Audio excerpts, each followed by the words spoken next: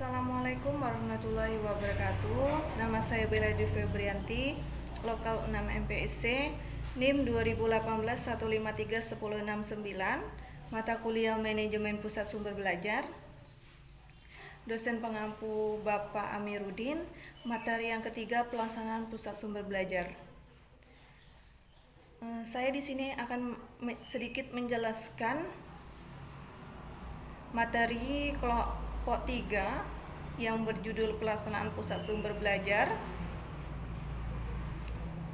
untuk memenuhi mata kuliah atau tugas dari Bapak Amiruddin, mata kuliah Manajemen Pusat Sumber Belajar.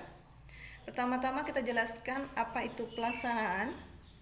Pelaksanaan adalah sebagai sebuah kegiatan pekerjaan dengan orang-orang secara pribadi atau kelompok untuk mencapai tujuan organisasi. Kemudian pusat sumber belajar. Pusat sumber belajar suatu unit dalam suatu lembaga, khususnya satuan pendidikan, sekolah atau universitas, dalam berperan mendorong efektivitas serta optimalisasi fungsi yang meliputi fungsi media, fungsi pelatihan dan konsultasi pembelajaran, fungsi pengadaan dan pengembangan, dan fungsi lainnya yang relevan untuk meningkatkan efektif dan efisien pembelajaran. Kemudian ada peran pusat sumber belajar, yaitu mengkoordinasi, mengawasi, mengevaluasi tugas-tugas seksi perpustakaan, laboratorium IPA, laboratorium bahasa, dan laboratorium komputer. Kemudian yang kedua ada merencanakan atau melaksanakan kegiatan-kegiatan yang pembinaan personil sekolah dalam rangka meningkatkan kualitas atau profesi untuk mencapai hasil yang optimal atau maksimal. Yang ketiga ada merencanakan dan menyelenggarakan kegiatan-kegiatan yang bersifat inovatif. Kemudian yang keempat ada meneliti buku-buku di luar publik Depdiknas yang digunakan oleh siswa. Kemudian yang kelima ada merencanakan atau mengadakan studi banding atau penelitian di luar provinsi atau di luar kota. Kemudian ada fungsi pusat sumber belajar. Fungsi pusat sumber belajar ini ada beberapa macam. Yang pertama ada fungsi pengembangan sistem instruksional. Fungsi ini masuk ke dalam jurusan atau staf tenaga pengajar secara individu di dalam membuat rancangan.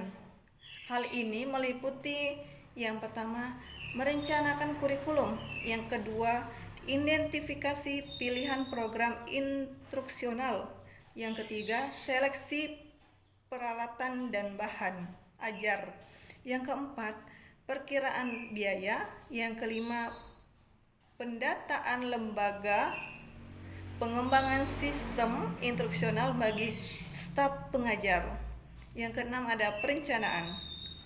Kemudian yang kedua ada fungsi informasi.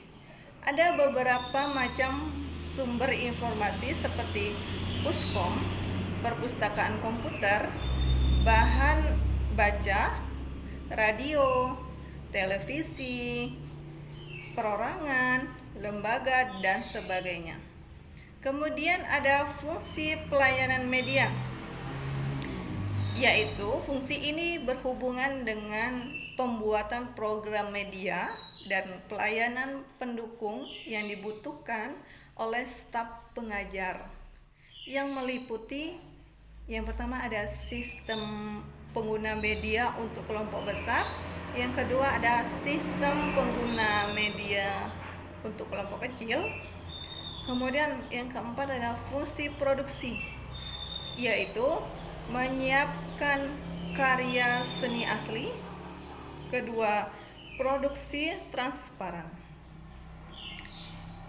Yang kelima ada fungsi administrasi,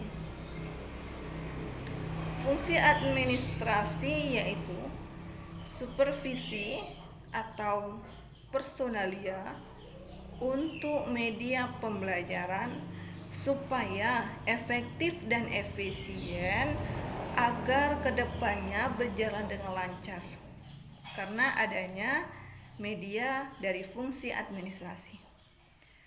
Kemudian yang kedua ada pengembangan atau koleksi media untuk program pengajar.